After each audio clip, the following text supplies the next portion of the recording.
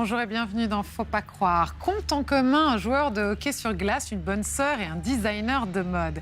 Eh bien, chacun à leur façon, ils se soumettent, ils obéissent, ils consentent. Et la plupart du temps, ils le décident.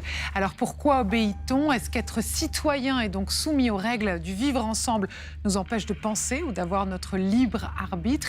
Et peut-on ressentir de la joie à se soumettre? Regardez ce reportage de Romain Guella, on en parle juste après.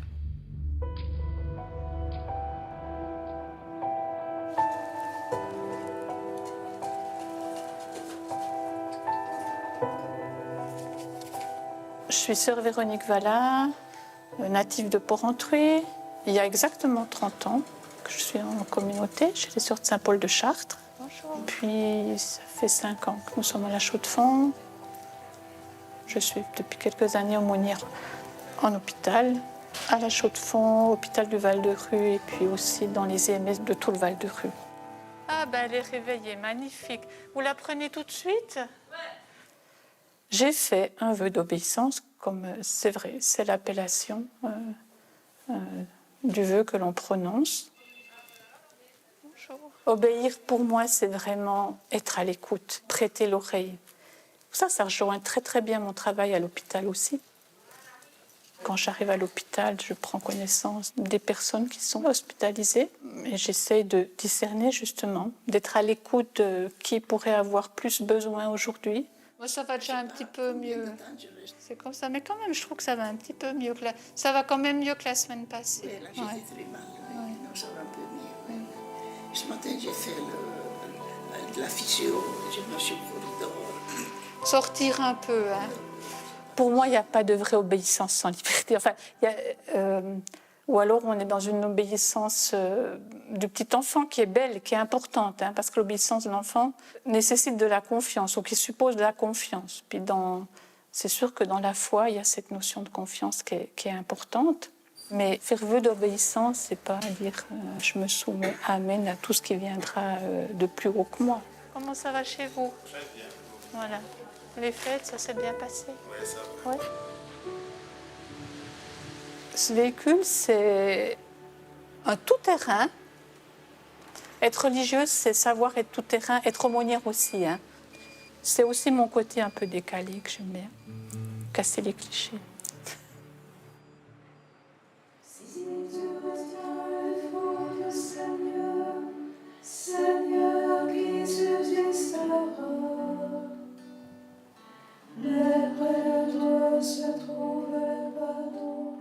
Nous sommes 3. On n'a pas fait exprès, mais on fait un peu les 3 rois mages parce que j'ai une consoeur qui vient de Guyane, une sœur qui est de maman suisse-allemande et de papa vietnamien, et puis voilà, moi qui suis jurassienne.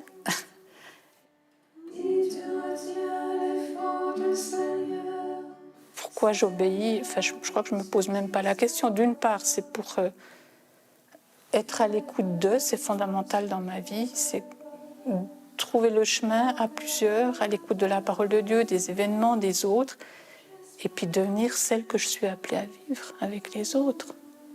Pourquoi les autres obéissent? Je ne sais pas, hein, ça peut être rassurant d'obéir.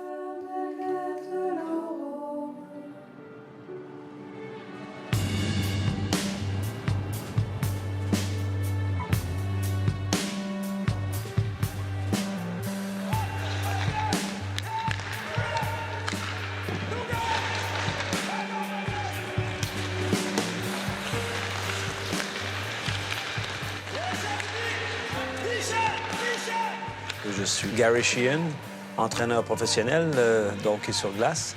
Ça fait plus de 30 ans que je suis entraîneur professionnel en Suisse. L'entraîneur est le chef d'orchestre. Il est celui qui va définir le fil rouge, les règles dans l'équipe, qui vraiment il définit la discipline d'équipe.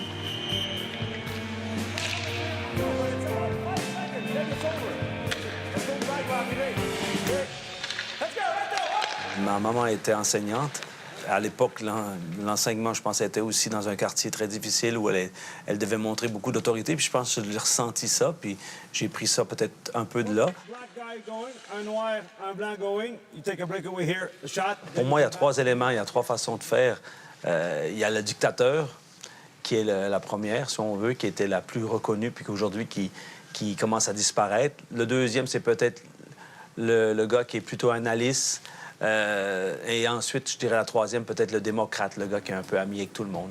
Je pense qu'il faut un mélange des trois pour s'en sortir. Non, mais vous voulez gagner ou quoi? Ben ouais. Mon côté de directeur, c'est qu'à un moment donné, je suis un peu une personne qui fait confiance à ses joueurs, qui donne beaucoup de liberté, peut-être trop des fois. Mais justement, je veux voir où ils peuvent aller. Et puis à un moment donné, si je dois tirer la corde, je tire la corde. Mais on peut pas toujours être d'accord avec la personne qui est en charge. Mais on a tous certaines de nos opinions, notre manière de voir les choses, tout ça. Mais il faut mettre ça de côté pour le bien du groupe, pour le bien de l'équipe. C'est la seule façon que ça va fonctionner. Je m'imagine pas un bateau sans capitaine ou un bateau avec 4 capitaines, quoi. Je pense que ça l'irait pas très bien. Donc, c'est pas nécessairement facile, mais ce n'est pas difficile non plus parce qu'en bout de ligne, on a un but commun qui est de gagner. Et puis, ben, c'est un sacrifice à faire pour le bien de tous. C'est la triangulation. Et même Yogi! Ouverture du score des Jurassiens par Yogi en powerplay. On a 22 joueurs ici. Il y a 22 façons de les prendre. C'est pas que le dictateur qui doit parler. Il y a des joueurs que tu peux leur dire en pleine face ce que tu attends d'eux ou ce qu'ils ont fait de mal. Puis il y a des joueurs que tu peux pas.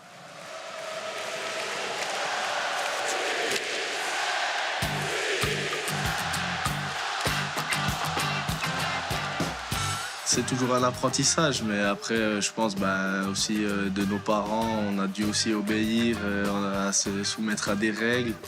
Et c'est comme dans la vie de tous les jours, même dans le monde du travail, dans les entreprises, il y aura toujours un patron qui va te dire comment travailler, ce qu'il faut faire, et on devra toujours se fier aux règles, quoi.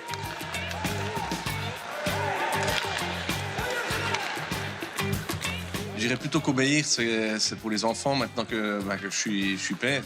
On aime que nos enfants obéissent, donc ça fait partie de l'éducation. C'est pas vraiment les mêmes mots que les consignes qu'on peut recevoir dans le domaine professionnel ou sportif.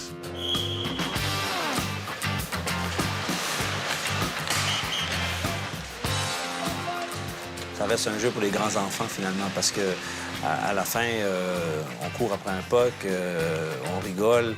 Et des fois, on pleure. Fait que, quelque part, ça reste un jeu.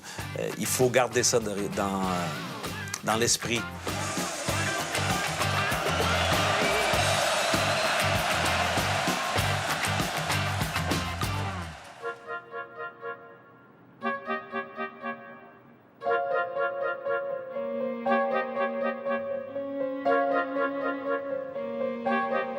On est tout bon avec les boutonnières? Ouais, ça joue, je les ai marqués à l'endroit comme tu m'as dit. Ouais, parfait. Ouais. Et là, je trouvais que ces boutons en corne avec un tout petit peu de beige, ça peut être très très joli comme ça. Ouais. Et donc, on a mis à 10 cm. Hein. Ouais, 10 cm. Parfait.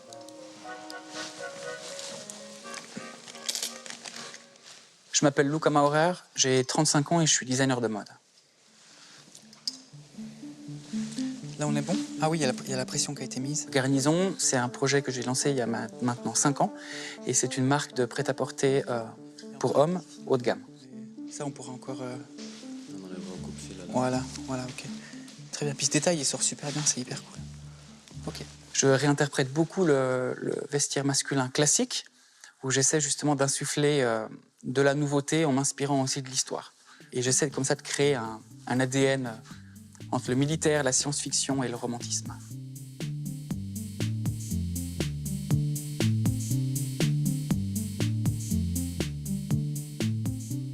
Je pense qu'on est complètement soumis au diktat de la mode, bien sûr. Même sans le vouloir, parfois. Même si on ne suit pas du tout ni un influenceur, ni une marque en particulier, on va retrouver dans sa garde-robe des pièces du moment.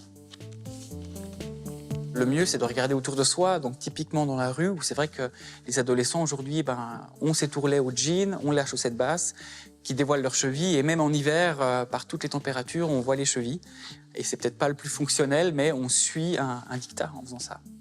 Il faudrait juste me préparer une housse pour transporter tout ça. Il y a des codes, mais je dirais que, alors, en tant que designer, ce qui est intéressant, c'est de jouer avec ces codes. Si, par exemple, je prends la veste tailleur, Une veste tailleur, c'est un col tailleur, c'est une poche de poitrine, c'est des pinces, des poches passepoilées, c'est tout un lexique qui font que c'est une veste tailleur. Mais si les gens cherchent une veste tailleur, c'est aussi que eux, doivent obéir à une certaine norme. Moi, je trouve vachement intéressant ce qui se passe au niveau des couches, en fait. L'obéissance, je reprendrai la citation de Jean-Louis Barrault, je crois, c'est que la liberté existe dans la contrainte. Et en fait, pour moi, c'est ça. Quand on travaille sur des pièces aussi chargées de codes, ce qui est intéressant, c'est de les réinterpréter. Donc, j'ai l'impression que des fois, plus il y a de contraintes, plus c'est intéressant de trouver ce petit chemin de liberté. Il n'y a pas de raison de temps, je pense. Ouais, Il conviendra mieux.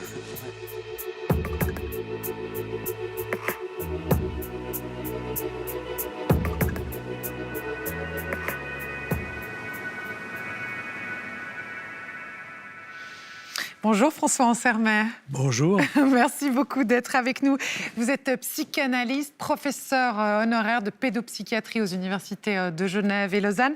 Et vous êtes aussi membre du comité d'éthique national consultatif français. Alors François Ansermet, pourquoi obéit-on ? Pourquoi obéit-on ? Voilà une question directe.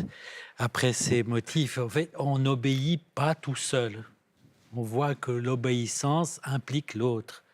Et au fond, dans les 3 thèmes présentés, l'autre est très présent. Au fond, l'obéissance, c'est quelque chose qui se définit à la frontière entre l'intime et le collectif, entre le personnel et le social. Et là, on voit que chacun, plutôt que de dire pourquoi obéit-on, à qui obéit-on ? Est-ce qu'on obéit à Dieu ? Est-ce qu'on obéit à la morale ? Est-ce qu'on obéit au bien ? Est-ce qu'on obéit à l'entraîneur ? Est-ce qu'on obéit au tyran ? Est-ce qu'on obéit à la mode ? Est-ce qu'on obéit à la mode, mais un peu à côté, en la subvertissant, comme dans le dernier thème, enfin. Mais en même temps, même si on subvertit, on est dans la logique d'une certaine obéissance. Alors pour moi, obéir va avec désobéir. Parce que c'est peut-être la question qui vient en perspective de ce qui a été présenté. C'est-à-dire, pourquoi obéit-on ? Pourquoi ne désobéit-on pas plus ? Comment se dialectise obéir et désobéir ? Il y a quand même des figures où quelqu'un obéit à lui-même et à travers ça désobéit. C'est peut-être cette tension. Enfin, il y a une grande figure tragique qui est Antigone, qui obéit à la loi des dieux et désobéit à la cité. Je crois que cette tension, obéissance-désobéissance, est présente dans l'idée d'obéissance. On va reparler, François Ansermet, de désobéissance, mais d'abord, je vous accueille, Florian Kova. Bonjour, merci beaucoup d'être avec nous. Vous êtes philosophe et professeur assistant de philosophie à l'Université de Genève. Alors, même question pour le philosophe que vous êtes. Pourquoi obéit-on ? Je vais être beaucoup plus terre à terre dans ma réponse. Comme beaucoup de comportements humains, l'obéissance peut être faite pour de très nombreuses raisons. Il y a quelques années, des sociologues avaient cherché les raisons pour lesquelles les gens ont des rapports sexuels, puis ils avaient trouvé plus de 40 raisons possibles. Donc, de la même façon, on peut obéir. Donc, l'obéissance, il n'y en a que 2. Dans l'obéissance, on pourrait trouver plein de raisons. On peut désobéir parce qu'on a l'habitude de le faire. On peut obéir par peur des représailles, par peur de la punition. On peut obéir parce qu'on pense que la loi est juste. On peut obéir pas parce qu'on pense que la loi est juste, mais parce qu'il faut conserver l'ordre social. On peut obéir par respect pour les autres. On peut obéir parce qu'on a confiance dans la personne qui donne l'ordre. Donc, il y a plein de raisons possibles pour l'obéissance. Mais dans ce que j'entends, c'est une question pour vous deux, mais dans ce que j'entends, au niveau de l'obéissance, il y a au fond un présupposé d'une réflexion intime. C'est-à-dire que, est-ce qu'on peut dire qu'au fond, obéir, c'est un choix, Florian Kova ? Alors, le principe de l'obéissance, c'est effectivement que ça découle d'une décision. C'est-à-dire que, par exemple, si je donne à mon enfant l'ordre d'aller dans sa chambre, mais que je le balance sur mon épaule, que je l'amène dans sa chambre, que je le mets là et puis que je ferme la porte à clé, on ne pourra pas dire qu'il m'a obéi. Pour que quelqu'un m'obéisse, il faut qu'il le fasse de sa propre impulsion, sur sa propre décision.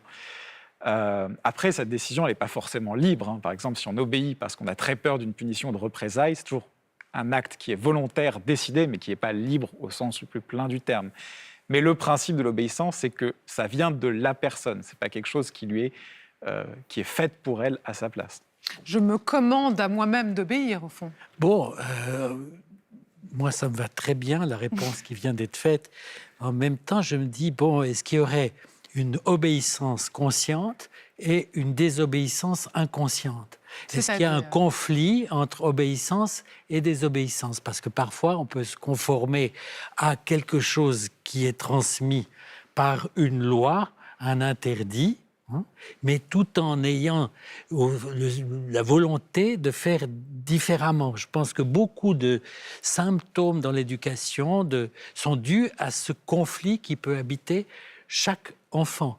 Peut-être là, ça implique de savoir qu'est-ce que c'est que l'éducation par rapport à mon champ qui est celui de l'enfance, de la psychanalyse, de la psychiatrie d'enfant. Qu'est-ce que c'est? Ou bien, est-ce que c'est une loi qui est posée comme telle ou est-ce que c'est une loi qui est transmise? C'est-à-dire qu'on peut éduquer quelqu'un à obéir? On éduque son enfant à se soumettre à la loi? Pour moi, pour que la loi opère, il faut que celui qui la prononce soit aussi soumis à cette loi. La loi, ça se transmet. C'est pas dire « je suis le fondateur de la loi et je veux que tu y entres ». C'est « je suis aussi soumis à cette loi ». Donc peut-être que c'est que l'éduqué qui éduque. Il faut être soi-même prêt à penser qu'on a un rapport conflictuel avec l'obéissance. Si on croit qu'il peut y avoir une obéissance entière, totalement choisie, totalement consentante, des fois ça marche, quand même. Moi, je m'occupe peut-être trop de gens qui ont des difficultés, des conflits. Je ne connais pas le monde, en fait. Je connais le monde quand il est en décalé, en souffrance. Et dans la souffrance, je crois qu'il y a ce conflit entre une partie de soi qui dit oui et une partie de soi qui dit non. Laquelle est consciente, laquelle est inconsciente, laquelle on maîtrise ne maîtrise pas, laquelle on choisit ne choisit pas. Florian Cova, la part de l'aliénation, la part de l'habitude, la part du conformisme social dans ce choix, dans cette commande à moi-même d'obéir, quelle est-elle? Quelles sont-elles? Alors oui, il y a beaucoup de questions. Alors, pour ce qui est de l'aliénation, il y a aliénation quand je me sens obligé d'obéir à une loi dont je ne reconnais pas la valeur, à laquelle j'obéis uniquement par la contrainte. Par exemple, si je vis dans un régime autoritaire dont je ne reconnais pas les lois, mais qui est très répressif, il y a aliénation. L'opposé, ce serait obéir à des règles que j'ai moi-même fixées à travers une délibération démocratique. Dans ce cas-là, il y a contrainte quand même. Ces lois sont renforcées par un système de punition et de police, mais c'est moi, en tant que citoyen, qui reconnais la valeur de ces lois. Donc, il n'y a pas de lien consubstantiel entre obéissance et aliénation. C'est Rousseau qui disait « l'obéissance à la loi qu'on se prescrit est liberté », en fait. Pour ce qui est du conformisme, alors c'est évident que le conformisme joue un rôle dans l'obéissance. Il y a des expériences très connues qui ont été faites où, par exemple, on demande aux gens, on envoie un courrier aux gens pour qu'ils payent leurs impôts à l'heure. Et puis, dans ces expériences, certaines personnes recevaient des messages du genre 90% des gens reçoivent leurs impôts à l'heure ou 75%. Et plus on disait aux gens que les impôts qu'il y avait de gens qui payaient les impôts à l'heure, plus les personnes avaient tendance à payer les impôts à l'heure. Mais le fait de montrer qu'il y a un lien entre obéissance et liberté, ça montre aussi, entre obéissance et conformisme, ça montre aussi qu'il y a un lien entre désobéissance et conformisme. On peut tout à fait désobéir par conformisme, en fait. Si vous faites partie d'un groupe, si vous identifiez un groupe un peu rebelle dans lequel c'est normal de transgresser telle ou telle règle, par conformisme, vous allez aussi désobéir à cette règle. Donc, le fait qu'on se conforme peut tout aussi bien nous pousser à obéir qu'à désobéir. Il n'y a pas de lien substantiel où le conformisme serait plus du côté de l'obéissance que du côté de la désobéissance, en fait. Il y a une expérience dont vous m'avez parlé tous les deux quand on a préparé cette émission, c'est l'expérience de 1000 grammes, une expérience qui a été faite dans les années 60 à l'université de Yale aux États-Unis. Vous nous expliquez en 2 mots, qui explique ? Alors ça, je pense que c'est tout à fait à lui d'expliquer. Alors Stanley Milgram était un psychologue américain qui s'interrogeait sur l'obéissance et en particulier, il avait cette idée de comprendre comment, pendant la Seconde Guerre mondiale, tant de personnes avaient pu participer à des atrocités. C'est un peu le point de départ de sa réflexion. Et le point de départ de sa réflexion, c'était que les circonstances jouent un rôle plus important que la personnalité des gens dans l'obéissance et qu'on peut amener les gens à être obéissants en ayant le bon ensemble de circonstances. Donc très concrètement, l'expérience, elle consistait en quoi ? L'expérience consistait en ceci, les participants étaient invités, on leur disait qu'ils allaient participer à une étude sur la mémorisation des mots, et on leur disait, voici un autre participant, qui en fait était un expérimentateur déguisé en participant. Il dit, voilà, ce participant va devoir apprendre une liste de mots, et la mémoriser et la restituer, et vous, à chaque fois qu'il va se tromper, vous allez lui envoyer une décharge électrique en appuyant sur ce bouton. Donc c'est une expérience sur l'apprentissage dans la souffrance, on va dire. Et à chaque fois qu'il se trompe, il faut augmenter l'intensité. Et bien sûr, la personne qui recevait les chocs ne recevait pas vraiment les chocs. C'était un Deux acteur. complices, mais au fond, chacun des participants, au fond, quel était le pourcentage de gens qui ont accepté d'électrocuter les autres ? Alors, ce qui est intéressant, c'est que ça dépend de l'intensité. Une petite décharge électrique, tout le monde accepte parce que ça fait partie du jeu. C'est pas vraiment très important. La question, c'est qu'au bout d'un moment, l'acteur se mettait à dire que c'était vraiment trop horrible, qu'il pensait qu'il allait mourir, qu'il n'en pouvait plus. Et puis, l'expérimentateur disait, mais allez-y, continuez quand même, augmentez le voltage, et puis envoyez la décharge. Et dans la version la plus mémorable de l'expérience, 2/3 des personnes vont jusqu'au bout, alors que la personne est en train de hurler à côté. Mais ce qui est important dans cette étude, c'est justement qu'il y a des variations. C'est-à-dire que ça, c'est la version où l'expérimentateur est en blouse blanche, a l'air très professionnel. On dit à la personne d'infliger les chocs électriques. Elle ne voit pas la personne, elle entend juste sa voix à travers la glace. Et en fait, ce que montre Milgram, c'est qu'il suffit de changer quelques petits détails de l'expérience pour que beaucoup moins de monde obéisse, en fait. Par exemple, si le scientifique qui donne l'ordre a l'air un peu dégingandé, moins bien habillé, moins sérieux, mal rasé, il a des taches partout. S'il y a un deuxième scientifique qui dit « Ah, là, on devrait peut-être arrêter », et qui est en désaccord avec le premier, si on voit le visage de la personne à qui on est en train de faire mal, toutes ces choses-là, en fait, amènent très vite à la désobéissance. Mais ce qui est important aussi, François Ansermet, ça veut dire quand même que quand on dit à quelqu'un de faire quelque chose, même si c'est une décharge électrique, il y a beaucoup de chances pour qu'il le fasse. D'où ce qu'on a appelé une certaine forme de banalité du mal, ou en tout cas oui, bon, ça c'est effectivement c'est un pont qu'on peut faire, puisque je crois que l'expérience de Milgram c'est vers 1961, et en même temps que l'expérience de Milgram, il y a le fameux procès Eichmann avec Hannah Arendt qui assiste à ce procès et qui s'aperçoit que finalement il y a une certaine banalité du mal. C'était quelqu'un qui exécutait des prescriptions. C'était responsable des transports. Il faisait que tout se passait bien à la bonne heure, en effaçant complètement, peut-être, la destructivité individuelle de cet homme. Elle a parlé même de banalité du mal, mais un point qui est important peut-être dans cette discussion, c'est qu'elle a aussi parlé de bêtise. Elle a utilisé le terme de bêtise, c'est-à-dire elle a dit qu'au fond, certaines situations pouvaient enlever une intelligence critique, et que là, on était vraiment dans le truc en uniforme, quoi. C'était la version vraiment certaine. Mais ce qui est assez paradoxal dans ce que vous dites tous les deux, c'est que dans une certaine mesure, obéir, peut-être ça peut être le résultat d'habitudes, de contraintes sociales, ça peut être le résultat d'un exercice, et en même temps, c'est un exercice de liberté. En même temps, c'est un exercice de réflexion. Donc...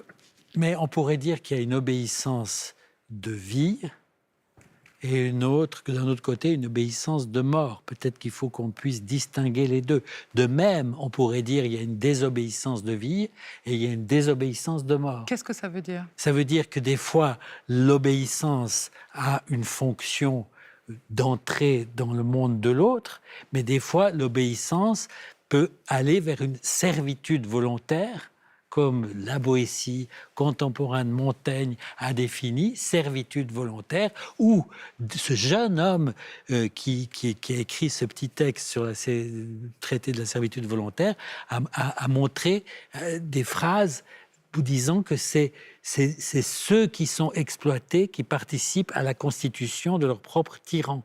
C'est le peuple qui constitue ces tyrans.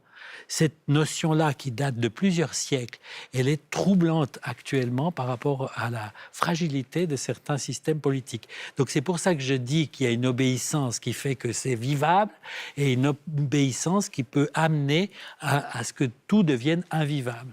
L'exemple, Florian Kova, des influenceurs à Dubaï. Les influenceurs très importants sur les réseaux sociaux partent, en tout cas certains francophones, partent dans la ville de Dubaï, une ville des Émirats arabes unis, une ville de la démesure, qui n'est pas franchement reconnue pour son respect des droits de l'homme, des droits du travail, de la liberté d'expression. Or, ils acceptent, dans une certaine mesure, de se conformer à ce régime-là pour leur propre intérêt, pour mener une vie plus dorée. Est-ce qu'il s'agit là aussi, Florian Kova, d'une forme d'obéissance ou de servitude volontaire dont a parlé François Ansermet? Alors, obéissance, oui, je suppose que vous voulez dire qu'ils se plient aux règles de ce pays, alors même que nous considérions qu'elles sont plutôt injustes. Servitude, eh bien, ça dépend comment de leur point de vue, ils le ressortent. On va supposer qu'effectivement, ce n'est pas le type de règles auxquelles qu'ils préféreraient dans le pays de leurs rêves, on va dire. Et dans ce cas-là, effectivement, on peut supposer que par intérêt, ils se soumettent à des lois qu'ils jugeraient par ailleurs iniques et que donc là, dans ce cas-là, l'obéissance est faite uniquement par intérêt, que ces règles ne reflètent pas vraiment ce qu'ils estiment être juste. Donc là, on pourrait parler de servitude volontaire. La seule raison pour laquelle on pourrait ne pas parler de servitude, c'est que, a priori, ils ont le choix de s'en aller quand ils veulent. Tandis que le principe de la servitude, c'est que c'est assez difficile d'en sortir.